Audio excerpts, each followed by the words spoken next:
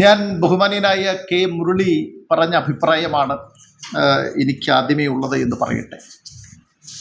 അദ്ദേഹം പറഞ്ഞത് ഈ അംബേദ്കറെയും മാർക്സിസത്തെയും അല്ലെങ്കിൽ അംബേദ്കറിസത്തെയും മാർക്സിസത്തെയും അംബേദ്കർ കാഴ്ചപ്പാടുകളെയും മാർക്സിസ്റ്റ് കാഴ്ചപ്പാടുകളെയും കൂട്ടിയോജിപ്പിക്കാനുള്ള ശ്രമം അത് നല്ലതല്ല, അല്ലെങ്കിൽ ആ നിലയിലുള്ള പരിശ്രമം വേണ്ട എന്ന നിലയിലുള്ളൊരു അഭിപ്രായമാണ്.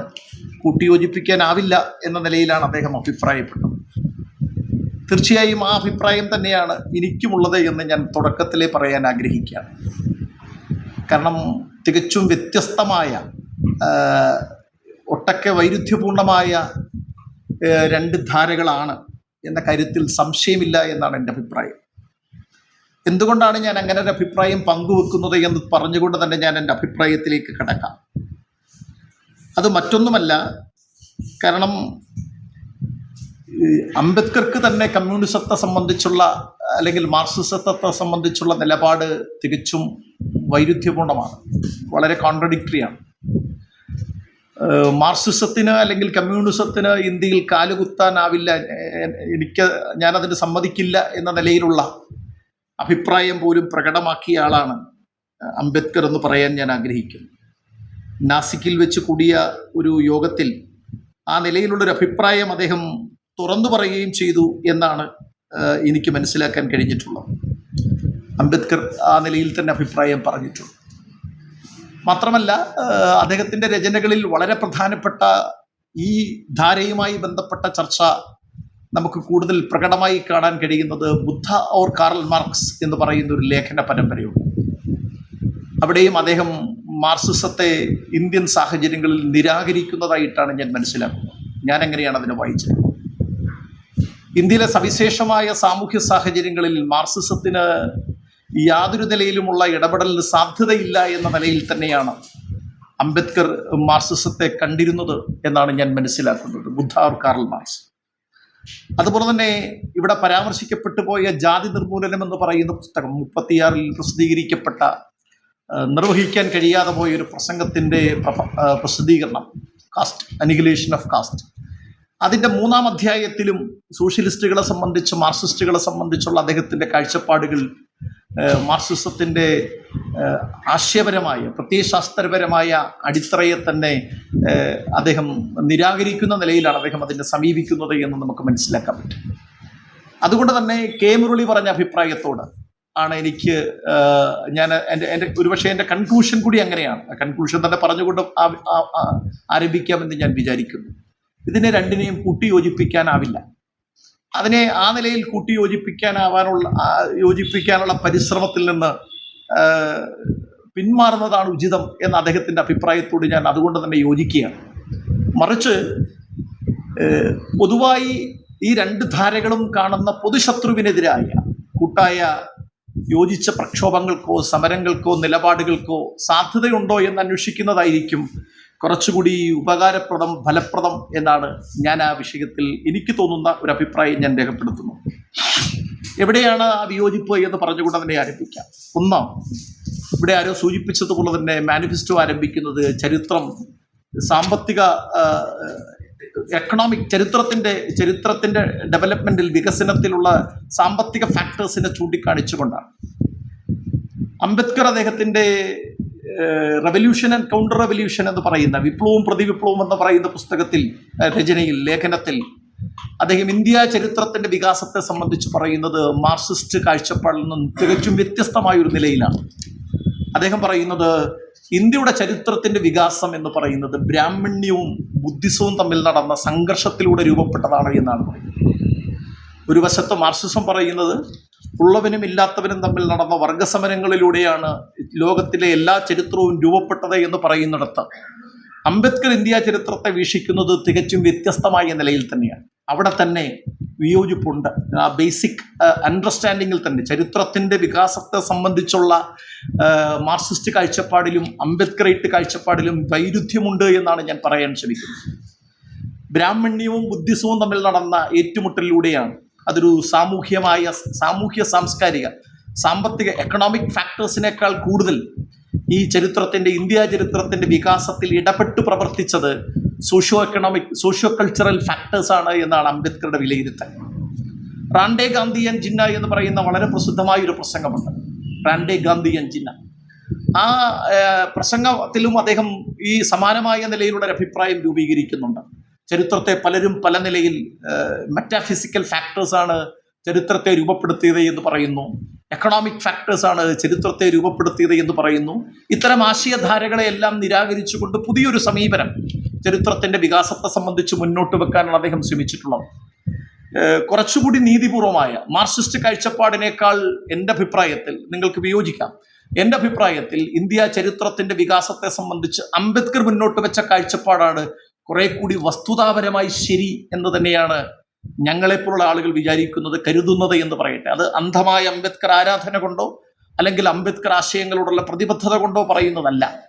മറിച്ച് ഇന്ത്യയുടെ സവിശേഷമായ സാമൂഹ്യ സാഹചര്യത്തിൽ ചരിത്രത്തെ രൂപപ്പെടുത്തിയെടുത്തത് കേവലം എക്കണോമിക് ഫാക്ടേഴ്സ് ആണെന്ന് കരുതാൻ നിർവാഹമുള്ള മെറ്റീരിയൽസ് വളരെ കുറവാണ്.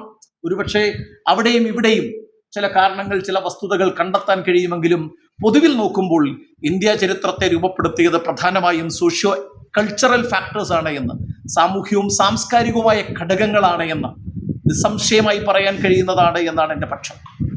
അതുകൊണ്ട് തന്നെ ആ മേഖലയിൽ തന്നെ അംബേദ്കർ ആശയധാരയും മാർക്സിസ്റ്റ് ആശയധാരയും തമ്മിൽ വിയോജിക്കുന്നുണ്ട് എന്നാണ് എൻ്റെ പക്ഷം.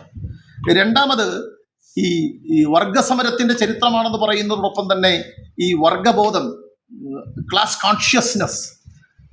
കോൺഷ്യസ്നെസ് എന്ന് പറയുന്നത് പ്രധാനമായും ജാതി നിർമൂലനം എന്ന് പറയുന്ന പുസ്തകത്തിൽ ആ ആശയത്തെ സംബന്ധിച്ച് അദ്ദേഹം വിപുലമായി പ്രതിപാദിക്കുന്നുണ്ട്. ഇന്ത്യയിൽ ഒരു ക്ലാസ് കോൺഷ്യസ് തന്നെ ഇല്ല എന്നാണ് അദ്ദേഹം സൂചിപ്പിക്കുന്നത്. ഒരു വർഗബോധം തന്നെ രൂപപ്പെടാൻ അനുയോജ്യമായ സാധ്യതകളോ സാഹചര്യങ്ങളോ പോലും ഇന്ത്യയിലില്ല. ഇന്ത്യയിലുള്ളത് ജാതിബോധമാണ്. ഇന്ത്യയിലുള്ളത് വർഗബോധമല്ല, ഇന്ത്യയിലുള്ളത് ജാതിബോധമാണ്. ഈ ജാതിബോധത്തെ മറികടക്കാൻ ഒരു കാലത്തും വർഗബോധത്തിന് ആ നിലയിൽ കഴിഞ്ഞിട്ടില്ല എന്നാണ് അദ്ദേഹത്തിൻ്റെ രചനകളിലൂടെ അദ്ദേഹം മുന്നോട്ട് വെക്കാൻ ശ്രമിക്കുന്ന അഭിപ്രായം. നമുക്കറിയാം, നായരിൽ നിന്ന് 64 അടി ദൂരം മാറി നിൽക്കാനാണ് ഈഴവൻ വിധിക്കപ്പെട്ടത്. അതേ സമയത്ത് തന്നെ ഈഴവൻ പുലയിൽ നിന്ന് 100 അടി മാറി നിൽക്കണം, ഈഴവനിൽ നിന്ന് 100 അടി മാറി നിൽക്കണമെന്നാണ് ജാത്യാചാരം നമ്മുടെ രാജ്യത്ത് വിധി കൽപ്പിച്ചത് എന്ന് നമുക്കറിയാം. നായരിൽ നിന്ന് 64 അടി മാറി നിൽക്കുന്നതിൽ അപമാനിതനാകുന്ന ഈഴവൻ പുലയനിൽ നിന്ന് തനിക്ക് 100 അടി മാറി നിൽക്കേണ്ടി വരുന്നു എന്നത്, 100 അടി മാറി നിൽക്കാനുള്ള അവസരം ഉണ്ടാകുന്നു എന്നത് ഈഴവനിൽ അഭിമാനം ജനിപ്പിക്കുന്നു എന്ന വസ്തുത ഇന്ത്യൻ സാമൂഹ്യ സാഹചര്യത്തെ സംബന്ധിച്ച് പഠിക്കുമ്പോൾ, മനസ്സിലാക്കുമ്പോൾ നമുക്ക് നിഷേധിക്കാനാവാത്തൊരു ഫാക്ടറാണ്, ഒരു വസ്തുതയാണ്. അത് നിഷേധിച്ചുകൊണ്ട് എങ്ങനെയാണ് നമുക്ക് മുന്നോട്ട് പോകാൻ കഴിയുന്നത്? കെ മുരളി തന്നെ അദ്ദേഹത്തിൻ്റെ അനുഭവത്തിൽ ചിറയൻകീഴിലുണ്ടായ സംഭവത്തെ സംബന്ധിച്ച് പറയുണ്ടായി. ഇതാണ് ജാതി വ്യവസ്ഥിതി എന്ന് പറയുന്നത്. ഇതാണ് ഇന്ത്യ രാജ്യത്ത് നൂറ്റാണ്ടുകളായി നിലനിന്നു പോകുന്ന സാമൂഹ്യ വ്യവസ്ഥിതി എന്ന് പറയുന്നത്. സോഷ്യൽ സിസ്റ്റം ഇതാണ്. ഈ സോഷ്യൽ സിസ്റ്റത്തിനകത്ത് എവിടെയാണ് ഒരു വർഗബോധം രൂപപ്പെടാനുള്ള സാധ്യതയുള്ളത്? ഒരു ക്ലാസ് കോൺഷ്യസ്നെസ്സിലുള്ള അല്ലെങ്കിൽ വർഗബോധം എന്ന് പറയുന്ന ഒരു ബോധം, അത്തരം ഒരു സാമൂഹ്യ ബോധം അത്തരം ഒരു ഐഡന്റിറ്റി രൂപപ്പെടാനുള്ള സാധ്യത ഇവിടെയാണ് എന്നാണ് അംബേദ്കർ ചോദിക്കുന്നത്. ആ ചോദ്യത്തിനിടയിലാണ് അദ്ദേഹം പറയുന്നത്, caste is an enclosed class എന്ന ജാതി നിർമൂലനം എന്ന് പറയുന്ന പുസ്തകത്തിൽ അദ്ദേഹം പ്രതിപാദിക്കാൻ നിർബന്ധിതമാകുന്നു. അതുകൊണ്ട് തന്നെ ഈ വർഗബോധം മാർക്സിസത്തിന്റെ അടിസ്ഥാനപരമായ സിദ്ധാന്തം മുന്നോട്ട് വെക്കുന്ന ക്ലാസ് കോൺഷ്യസ്നെസ് അഥവാ വർഗബോധം എന്ന് പറയുന്ന സങ്കല്പത്തിന് പോലും ഇന്ത്യ രാജ്യത്ത് സാധ്യതയില്ല എന്ന നിലയിൽ അതിനെ നിരാകരിക്കുന്ന, അതിനെ തള്ളിക്കളയുന്ന സമീപനമാണ് അംബേദ്കർ മുന്നോട്ട് വെക്കുന്നത് എന്ന് പറയട്ടെ. രണ്ടാമതായി നമുക്കറിയാം, ബാബാ സാഹേബ് ഡോക്ടർ അംബേദ്കർ മുന്നോട്ട് വെക്കുന്ന ചിന്താധാരയെ സംബന്ധിച്ചുയരുന്ന ഒരു പ്രധാനപ്പെട്ട വിമർശനം, അംബേദ്കർക്ക് ഒരു സാമ്പത്തിക പദ്ധതിയില്ല, അംബേദ്കർ ആശയധാരയിൽ ഒരു സാമ്പത്തിക പരിപാടിയില്ല, ഒരു സാമ്പത്തിക ദർശനമില്ല എന്ന നിലയിലുള്ള വിമർശനങ്ങൾ മുന്നോട്ട് വെക്കാറുണ്ട്. അത് അങ്ങനെ അടച്ച് പരിപൂർണമായ നിലയിൽ അംബേദ്കർ ആശയധാരയ്ക്ക് അത്തരമൊരു സാമ്പത്തിക പദ്ധതിയില്ല, പരിപാടിയില്ല എന്ന നിലയിലുള്ള വിമർശനം എത്ര കണ്ട് ശരിയാണ് എന്ന കാര്യത്തിൽ എനിക്ക് സംശയമുണ്ട്. അംബേദ്കറുടെ സാമ്പത്തിക പദ്ധതിയിലോ പരിപാടിയിലോ കുറവുണ്ട് എന്ന് പറയുന്നത് പോലെയല്ല, ഇല്ല എന്ന് പറയുന്നതും രണ്ടും രണ്ടാണ്. കാരണം ഏറ്റവും പ്രധാനപ്പെട്ട കാര്യം, he was an economist. Basically he was an economist. അദ്ദേഹം ഒരു സാമ്പത്തിക ശാസ്ത്ര വിദ്യാർത്ഥിയാണ്. 1923 അദ്ദേഹത്തിന് ലണ്ടൻ സ്കൂൾ ഓഫ് എക്കണോമിക്സിൽ നിന്ന് ഡോക്ടറേറ്റ് നേടിയത് ദ പ്രോബ്ലം ഓഫ് എ റുപ്പിയ എന്ന് പറയുന്ന സാമ്പത്തിക ശാസ്ത്രത്തിൽ അദ്ദേഹത്തിന്റെ ഗവേഷണ പ്രബന്ധത്തിനാണ്. അമർത്യ സെന്നിന്റെ വാക്കുകൾ നമ്മുടെ മുന്നിലുണ്ട്. സാമ്പത്തിക രംഗത്ത് നൽകിയ സംഭാവനകളെ സംബന്ധിച്ച് ആർക്കെങ്കിലും ഒരു നൊബേൽ സമ്മാനം മരണശേഷം കൊടുക്കാൻ ആർക്കെങ്കിലും അർഹതയുണ്ടെങ്കിൽ അത് അംബേദ്കർക്കാണ് എന്ന് പറയുന്ന അമർത്യ സെന്നിന്റെ പ്രസ്താവന പോലും നമ്മുടെ മുന്നിലുണ്ട്. അദ്ദേഹം അങ്ങനെ ഒരു മാത്രമല്ല, സ്റ്റേറ്റ് സോഷ്യലിസം എന്ന് പറയുന്ന രാഷ്ട്രീയം അദ്ദേഹം മുന്നോട്ട് വെക്കുകയും അതിനെ വികസിപ്പിച്ചെടുക്കുകയും ചെയ്തിട്ടുണ്ട്. മാത്രവുമല്ല, 1950 ജനുവരി മാസം 26 രാജ്യത്ത് നിലയിൽ വന്ന ഭരണഘടനയുടെ 4-ാം അധ്യായം, directive principles of state policy അഥവാ നിർദ്ദേശക തത്വങ്ങൾ, ആ നിർദ്ദേശക തത്വങ്ങളിൽ അംബേദ്കർ സ്റ്റേറ്റ് സോഷ്യത്തിലൂടെ മുന്നോട്ട് വെക്കാൻ ശ്രമിച്ച പല സാമ്പത്തിക പദ്ധതികളും പരിപാടികളുമുണ്ട്. ഞാൻ ഇവിടെ അധ്യക്ഷൻ സൂചിപ്പിച്ചതുപോലെ തന്നെ ഞാൻ വിദ്യാർത്ഥി കാലഘട്ടത്തിൽ ഒരു ഇടതുപക്ഷ വിദ്യാർത്ഥി പ്രസ്ഥാനത്തിന്റെ പ്രവർത്തകനായിരുന്നു. എനിക്ക് തോന്നുന്നു CPIയുടെ വിദ്യാർത്ഥി പ്രസ്ഥാനത്തിന്റെ പ്രവർത്തകനായിരുന്നു. അന്നൊരിക്കൽ എറണാകുളത്ത് 88-ലോ മറ്റോ ആണെന്ന് തോന്നുന്നു, എറണാകുളത്ത് വിദ്യാർത്ഥി സമ്മേളനവുമായി ബന്ധപ്പെട്ട് വന്നപ്പോൾ ഇവിടെ നടന്ന എറണാകുളം നഗരത്തിലൂടെ നടത്തിയ ഒരു വിദ്യാർത്ഥി പ്രകടനത്തിൽ എനിക്ക് നേതാക്കൾ വിളിച്ചു തന്ന മുദ്രാവാക്യം down down constitution, Tata Birla constitution, we will burn this constitution എന്നാണ്. ആ ഭരണഘടനയുടെ ഡയറക്റ്റ് പ്രിൻസിപ്പിൾസ് പരിശോധിച്ച് നോക്കിയാൽ വിഭവങ്ങളുടെ തുല്യമായ വിതരണത്തെ സംബന്ധിച്ച്, സാമ്പത്തിക നീതിയെ സംബന്ധിച്ച്, സാമ്പത്തിക തുല്യതയെ സംബന്ധിച്ച് നിരവധി ആശയങ്ങൾ ആർട്ടിക്കിൾ 38, ആർട്ടിക്കിൾ 39 അങ്ങനെ തുടങ്ങിയിട്ടുള്ള വിവിധങ്ങളായ മേഖലകളിൽ നമുക്ക് കാണാൻ കഴിയും. അതുകൊണ്ട് അംബേദ്കറുടെ സാമ്പത്തിക പദ്ധതിയെ സംബന്ധിച്ചും സാമ്പത്തിക ദർശനത്തെ സംബന്ധിച്ചും നിങ്ങൾക്ക് വിമർശനം ഉന്നയിക്കാം, നിങ്ങൾക്ക് വിയോജിക്കാം, അത് ഇന്ന ഭാഗം തെറ്റാണെന്ന് പറയാം. പക്ഷേ പലരും പറഞ്ഞു കേൾക്കുന്നത്, ഈവൻ ചില ദലിത് ബുദ്ധിജീവികൾ പോലും, ഇൻവെർട്ടഡ് കോമ, ദലിത് ബുദ്ധിജീവികൾ പോലും പറയുന്നത് ഞാൻ കേട്ടിട്ടുണ്ട്, അംബേദ്കർക്ക് ഒരു സാമ്പത്തിക പദ്ധതിയില്ല, പരിപാടിയില്ല എന്ന നിലയിലുള്ള അഭിപ്രായങ്ങൾ മുന്നോട്ട് വെക്കുന്നതായി കാണാൻ കഴിഞ്ഞിട്ടുണ്ട്. അതുകൊണ്ട് അംബേദ്കറുടെ സാമ്പത്തിക പദ്ധതിയെ സംബന്ധിച്ചോ പരിപാടിയെ സംബന്ധിച്ചോ ദർശനത്തെ സംബന്ധിച്ചോ നിങ്ങൾക്കൊരു എഫക്റ്റീവ് ക്രിറ്റിസിസം നിങ്ങൾക്ക് മുന്നോട്ട് വെക്കാം. പക്ഷെ അങ്ങനൊന്നും ഇല്ല എന്ന് പറയുന്നതിന്റെ സാങ്കത്യം എന്താണെന്ന് എനിക്ക് മനസ്സിലാക്കാൻ കഴിയുന്നില്ല. For example, he was basically an economist എന്ന് നമ്മൾ മനസ്സിലാക്കുമ്പോഴാണ്. നമുക്കറിയാം, RBI എന്ന് പറയുന്ന സംവിധാനം പോലും രൂപപ്പെടുത്തുന്നതിന് മുമ്പിൽ ബാബാസാഹേബ് ഡോക്ടർ അംബേദ്കറുടെ ലേഖനം വഹിച്ച പങ്ക് ഇന്ന് വളരെ വിപുലമായി ചർച്ച ചെയ്യപ്പെടുന്നുണ്ട്. ഒരു തൊഴിലാളി നേതാവ് എന്ന നിലയിൽ അംബേദ്കറുടെ സംഭാവനകളെ സംബന്ധിച്ച് ഈ അടുത്ത കാലത്താണ് മാധ്യമപ്രവർത്തകനായ റിജിമോൻ കുട്ടപ്പൻ ഒരു പുസ്തകം തന്നെ പുറത്തിറക്കി പ്രസിദ്ധീകരിച്ചിട്ടുള്ളത്. നിങ്ങൾ ഒരുപക്ഷെ അതിലൂടെ പോയിട്ടുണ്ടാകുമെന്ന് ഞാൻ വിചാരിക്കുകയാണ്. അതുകൊണ്ട് ഞാൻ പറഞ്ഞു വന്നൊരു പ്രധാനപ്പെട്ട കാര്യം ഈ നിലയിൽ നോക്കുമ്പോൾ അടിസ്ഥാനപരമായി തന്നെ, ദാർശനികമായി തന്നെ മാർക്സിസത്തോട് വിയോജിക്കുന്ന, കമ്മ്യൂണിസം ഇന്ത്യയിൽ ഫുട് ഹോൾഡ് ചെയ്യാൻ ഞാൻ അനുവദിക്കില്ല എന്ന നിലപാട് സ്വീകരിച്ച ഒരാൾ തന്നെയാണ് അംബേദ്കർ എന്ന് പറയുന്നതിൽ തർക്കമൊന്നുമില്ല. അതങ്ങനെ തന്നെയായിരുന്നു. അതുകൊണ്ട് ബഹുമാന്യനായ K. മുരളി പറഞ്ഞതുപോലെ തന്നെ രണ്ടുപേരെയും കൂട്ടിയോജിപ്പിക്കാനുള്ള പരിശ്രമം നമുക്ക് ഉപേക്ഷിക്കാം. മറിച്ച് എവിടെയാണോ മാർക്സിസ്റ്റ് ധാരയ്ക്കും അംബേദ്കർ ധാരയ്ക്കും ഒരുമിച്ച് പ്രവർത്തിക്കാൻ കഴിയുന്ന സാധ്യതകളുള്ളത്, ആ സാധ്യതകളെ സംബന്ധിച്ച് പരിശോധിക്കുന്നതായിരിക്കും കൂടുതൽ ശരി എന്നാണ് എൻ്റെ വിനീതമായ അഭിപ്രായം. മാത്രമല്ല ഈ ഇന്ത്യൻ സാമൂഹ്യ ഘടനയിൽ ഞങ്ങളെപ്പോലുള്ള ആളുകൾ, അംബേദ്കർ ആശയധാരയിൽ നിൽക്കുന്ന ഒരു ആളുകളെ സംബന്ധിച്ചിടത്തോളം ഞങ്ങൾ പ്രധാനമായും പറയുന്നത് ഇന്ത്യൻ ആശയധാരയിൽ, ഇന്ത്യൻ സാമൂഹ്യ ഘടന എന്ന് പറഞ്ഞു കഴിഞ്ഞാൽ എൻ്റെ കയ്യിലിരിക്കുന്ന ഈ പേന പോലെയാണ്. കുത്തനെ നിലനിൽക്കുന്ന ഒരു സാമൂഹ്യ ഘടനയാണ്. 6000-ലധികം വരുന്ന ജാതികൾ ഒന്നിനു മുകളിൽ ഒന്നായി നിലനിൽക്കുകയും മുകളിലേക്ക് പോകും തോറും ഓരോ ഘട്ടത്തിലും ആദരവ് കൂടിക്കൂടി വരികയും ഓരോ ഘട്ടത്തിലും താഴേക്ക് വരുംതോറും അനാദരവ്, അവജ്ഞയും അവഗണനയും കൂടി വരികയും ചെയ്യുന്ന ഒരു സാമൂഹ്യ വ്യവസ്ഥയാണ് നമ്മുടെ രാജ്യത്ത് നിലനിൽക്കുന്നത്. ഈ സാമൂഹ്യ വ്യവസ്ഥയെ അഡ്രസ്സ് ചെയ്യുന്നതിൽ, ഈ സാമൂഹ്യ ഘടനയെ അഡ്രസ്സ് ചെയ്യുന്നതിൽ മാർക്സിസത്തിന്റെ ടൂൾസിന്, മാർക്സിസത്തിന്റെ ഉപകരണങ്ങൾക്ക് വലിയ പരിമിതികളുണ്ട് എന്നാണ് അംബേദ്കർ ആശയധാരയിൽ നിന്നുകൊണ്ട് ഞങ്ങൾ വിലയിരുത്തുന്നത് എന്ന് തന്നെ പറയട്ടെ. അതുകൊണ്ട് തന്നെ അംബേദ്കർ ആശയധാര എന്ന് പറയുന്നത് എത്രമാത്രം പ്രസക്തമാണ്, അത് എത്രമാത്രം പ്രാധാന്യത്തോടു കൂടിയുള്ളതാണ് എന്ന് പറയാനാണ് അംബേദ്കർ ആശയധാരയിൽ നിന്നുകൊണ്ട് ഞങ്ങൾ ശ്രമിക്കുക എന്ന് പറയട്ടെ. അതുകൊണ്ട് ഞങ്ങൾ പറയാൻ ശ്രമിക്കുന്ന ഒരു പ്രധാനപ്പെട്ട കാര്യം, ഈ ഒരു സാമൂഹ്യ സാംസ്കാരികമായ ഒരു ഇടപെടൽ, ആ സാമൂഹ്യ സാംസ്കാരികമായ ഇടപെടൽ നിന്നുകൊണ്ടാണ് അംബേദ്കർ എന്ന് പറയുന്ന പ്രസ്ഥാനം വികസിച്ചു വരുന്നത് എന്ന് നമുക്ക് കാണാൻ കഴിയും. ബ്രാഹ്മണ്യത്തോട്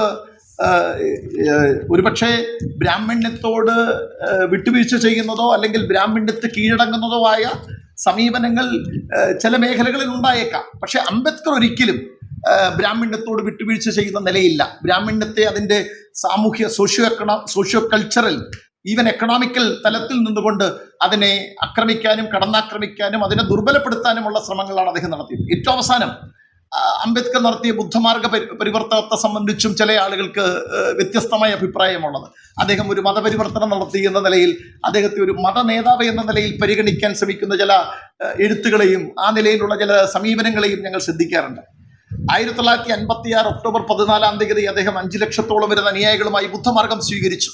ആ ബുദ്ധമാർഗം സ്വീകരിച്ച പരിപാടിയിൽ 22 പ്രതിജ്ഞകൾ അദ്ദേഹം അവിടെ കൂടിയ ആളുകളെ കൊണ്ട് ചൊല്ലിക്കുന്നു. അദ്ദേഹം പറയുന്നു, അദ്ദേഹത്തിന് അനുയായികൾ അത് ഏറ്റുചൊല്ലുന്നു. ആദ്യത്തെ 7 പ്രതിജ്ഞകൾ ദയവായി നിങ്ങൾ ഒന്ന് വായിച്ചു നോക്കണം. അതിൻ്റെ സോഷ്യോ പൊളിറ്റിക്കൽ കണ്ടന്റ് എന്താണ് എന്ന്.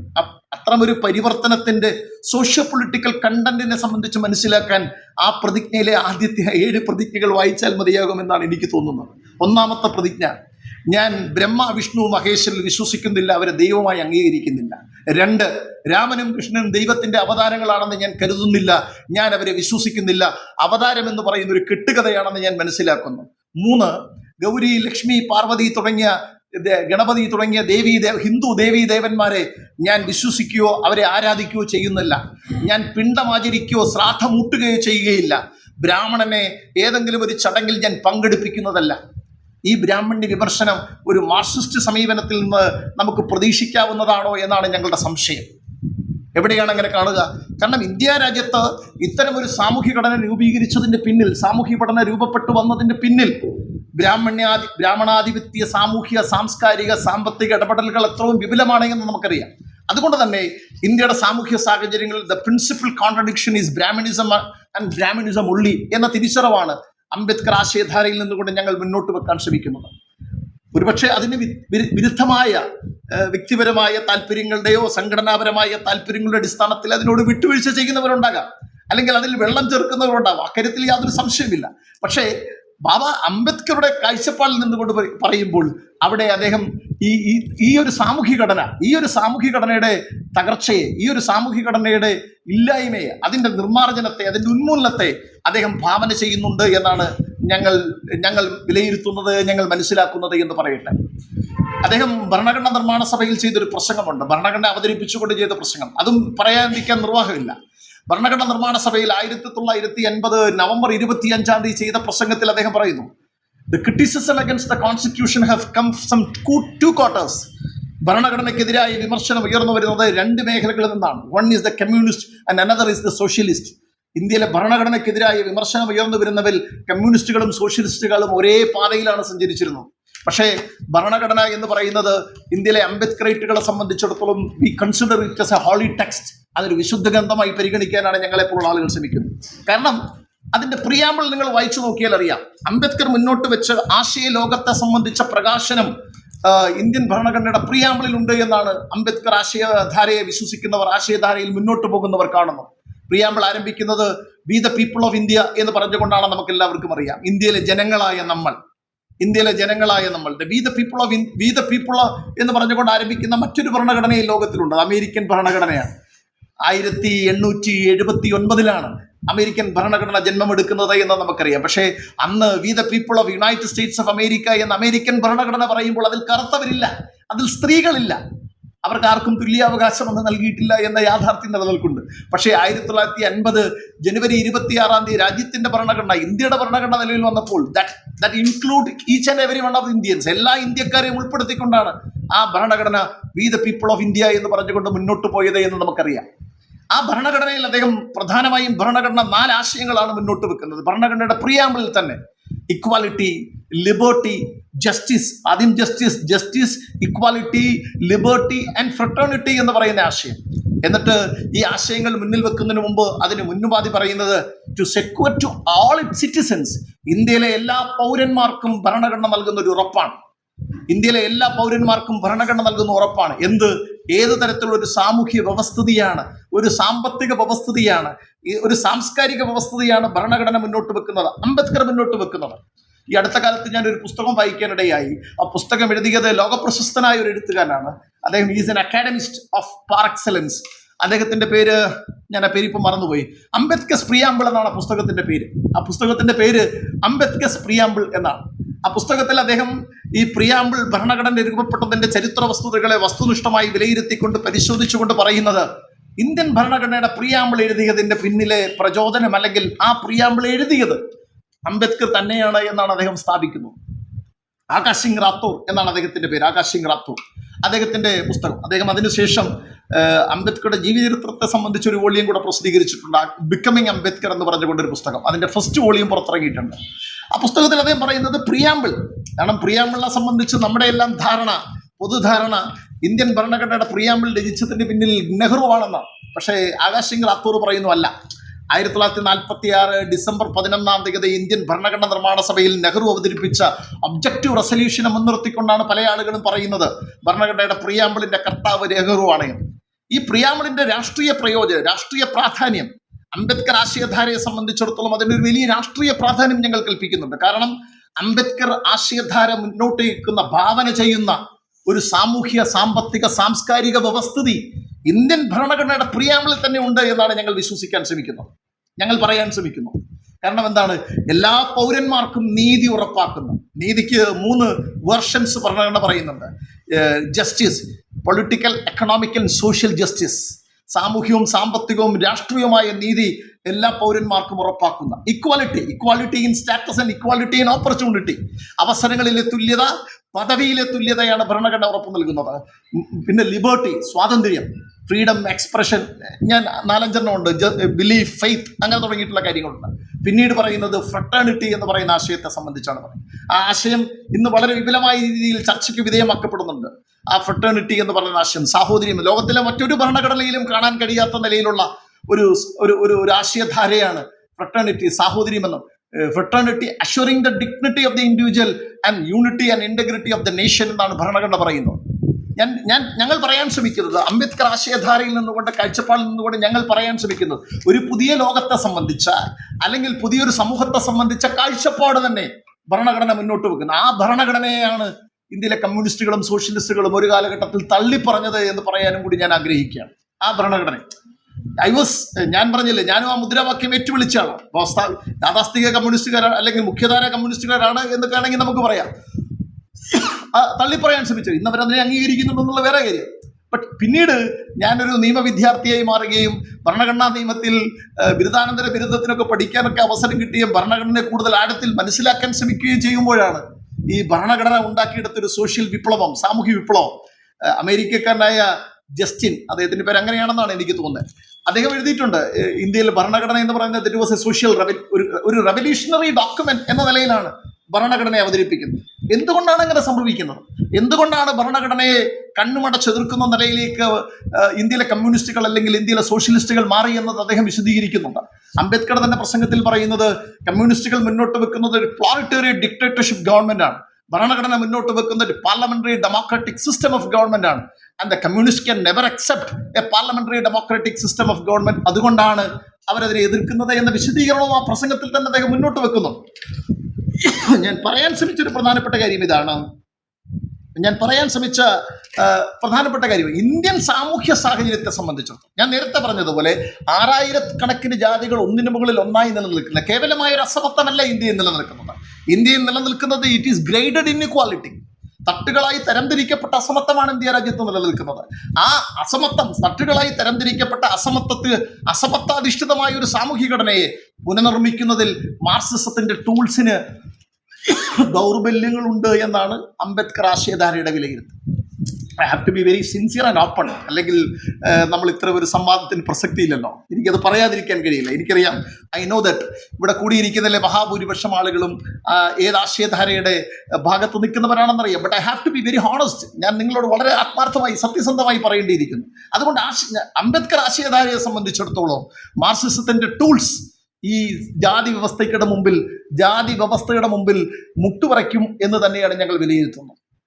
അതുകൊണ്ട് തന്നെയാണ് കഴിഞ്ഞ 10-100 വർഷത്തോളമായി മാർക്സിസം എന്ന് പറയുന്ന ആശയം പല നിലയിൽ പ്രയോഗവൽക്കരിക്കപ്പെട്ടിട്ടും അത് ഇന്ത്യയിലെ സാമൂഹ്യ സാഹചര്യങ്ങളോട്, ഇന്ത്യയിലെ സോഷ്യോ എക്കണോമിക്, സാമൂഹ്യ, സാമ്പത്തിക, രാഷ്ട്രീയ, സാംസ്കാരിക സാഹചര്യങ്ങളെ മറികടക്കാൻ കഴിയാത്ത നിലയിൽ വിറങ്ങലിച്ചു പോയത് എന്ന് തന്നെയാണ് അംബേദ്കർ ആശയധാരയിൽ നിന്നുകൊണ്ട് ഞങ്ങൾക്ക് പറയാനുള്ളത്. അതുകൊണ്ട് ഈ ഇവിടെ വിഷയത്തിൽ പറഞ്ഞിരിക്കുന്നത് പോലെ തന്നെ ജാതി ബ്രാഹ്മണ്യ വിമർശനത്തെ അതിൻ്റെ ഏറ്റവും ഫലപ്രദമായി, അതുകൊണ്ടാണ് ഞാൻ പറഞ്ഞത് ഈ പല ആളുകളും അംബേദ്കർ ബുദ്ധമാർഗം സ്വീകരിച്ചതിനെ സംബന്ധിച്ച് പറയുന്നത് ഈ ബ്രാഹ്മണ്യത്തിന്റെ കൾച്ചറൽ ഡോമിനേഷനെ, സാംസ്കാരിക മേധാവിത്വത്തെ ദുർബലപ്പെടുത്തുക എന്ന പൊളിറ്റിക്കൽ അജണ്ടയാണ് ബുദ്ധമാർഗ പരിവർത്തനത്തിലൂടെ Babasaheb doctor B R Ambedkar നിർവഹിക്കുന്നത്. അല്ലാതെ അതിനെ ഒരു മതപരിവർത്തനം എന്ന നിലയിൽ ഏതെങ്കിലും പള്ളിലച്ചന്മാരോ മുസ്ലിം പണ്ഡിതന്മാരോ ആരെങ്കിലും പിടിച്ച് മതം മാറ്റുന്നത് പോലെയുള്ളൊരു മതമാറ്റ പ്രക്രിയയെ അതിനെ കാണാൻ പാടില്ല. അതാണ് എൻ്റെ കാര്യം. ബ്രാഹ്മണ്യത്തിന്റെ കൾച്ചറൽ ഡോമിനേഷനെ തന്നെ ദുർബലപ്പെടുത്തുന്ന, അതിനെ തകർത്ത് കളയുന്ന, അവിടെയാണ് നിങ്ങൾ ആ 22 പ്രതിജ്ഞയിലെ ആദ്യത്തെ 7 വായിക്കേണ്ടത് എന്ന് തന്നെയാണ് ഞങ്ങളുടെ പക്ഷം. അത് വായിക്കാതെ പോകുന്നത് കൊണ്ടാണ്, അത് ആ നിലയിൽ വിലയിരുത്താതെ പോകുന്നത് കൊണ്ടാണ് അംബേദ്കറുടെ ബുദ്ധമാർഗ പരിവർത്തനത്തെ സംബന്ധിച്ച് നമുക്ക് വ്യത്യസ്തമായ കാഴ്ചപ്പാടുകൾ ഉള്ളത് എന്നാണ് എനിക്ക് തോന്നുന്നത്. അതുകൊണ്ട് ഇന്ത്യയിലെ ബ്രാഹ്മണ്യത്തെ, ഈ സാമൂഹ്യ ഘടനയുടെ ഉൽപാദകരായ, ഈ സാമൂഹ്യ ഘടനയെ ഉൽപ്പാദിപ്പിച്ചതും ഇതിനെ സംരക്ഷിച്ച് നിലനിർത്തുന്നതുമായ ഈ വ്യവസ്ഥിതിയെ, കാരണം ഇക്കാര്യത്തിൽ എനിക്ക് തോന്നുന്നത് ഉള്ളവനും ഇല്ലാത്തവനും എന്ന നിലയിലുള്ള മാർക്സിസ്റ്റ് സമീപനത്തിൽ നിന്ന് വ്യത്യസ്തമായ ഒരു സമീപനം മുന്നോട്ട് വെച്ചയാള് BSPയുടെ സ്ഥാപകനായ കാൻഷിറാമാണ്. അദ്ദേഹത്തെ ഒരു പാർട്ടി സ്ഥാപകൻ എന്ന നിലയിൽ നിങ്ങൾ അതിനെ കാണരുത്. കേവലം ഒരു പാർട്ടി സ്ഥാപകൻ എന്ന നിലയിലല്ല ഞാനതിനെ കാണുന്നു. ഞാനൊരു BSPയുടെ പഴയ ഭാരവാഹിയാണെന്നൊക്കെ നിങ്ങൾക്കറിയാമല്ലോ. ഞാനൊരു പാർട്ടി ഭാരവാഹി എന്ന നിലയിലല്ല ഞാനതിനെ കാണുന്നത്. കാൻഷിറാം മുന്നോട്ട് വെച്ച സമീപനം എന്താണ്? മാർക്സിസം മുന്നോട്ട് വെക്കുന്നത് പോലെ ഹാവ്സ് ആൻഡ് ഹാവ് നോട്ട്സ് എന്നല്ല അദ്ദേഹം പറഞ്ഞത്. ഇരകളും ബലിയാടുകളുമായ ഒരു വിഭാഗം, ഈ വ്യവസ്ഥയുടെ ഗുണഭോക്താക്കളായ വിഭാഗം എന്ന നിലയിലുള്ളൊരു സാമൂഹിക വർഗീകരണമാണ് അദ്ദേഹം മുന്നോട്ട് വെച്ചത്. ഈ വ്യവസ്ഥയ്ക്ക് 2 വിഭാഗം ആളുകളുണ്ട്. ഒന്ന് ഈ വ്യവസ്ഥയുടെ ഗുണം നേടിയവർ, ഈ വ്യവസ്ഥയുടെ ഇരകൾ, ഈ വ്യവസ്ഥയുടെ ബലിയാട്. That is the most scientific approach. Indian സാമൂഹ്യ ഘടനയെ സംബന്ധിച്ച് വിലയിരുത്തുന്നതിൽ ഏറ്റവും ശാസ്ത്രീയമായ സമീപനം അതാണ് എന്നാണ് ഞങ്ങളെപ്പോലുള്ള ആളുകൾ കരുതുന്നത്.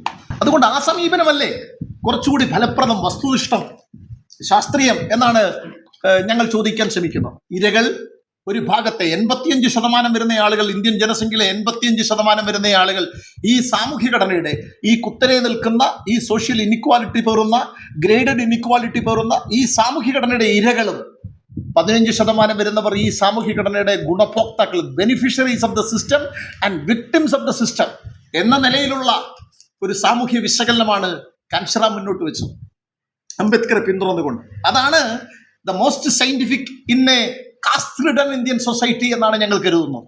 അതല്ലാതെ മറ്റു നിലയിലുള്ള വ്യാഖ്യാനങ്ങളോ വിലയിരുത്തലുകളോ ബ്രാഹ്മണ്യ വിമർശനത്തെ അതിൻ്റെ ശരിയായ രീതിയിൽ തുറന്നു കാട്ടാൻ ഉപകാരപ്പെടുന്നതല്ല എന്ന് തന്നെയാണ് ഞങ്ങൾ കരുതുന്നത്.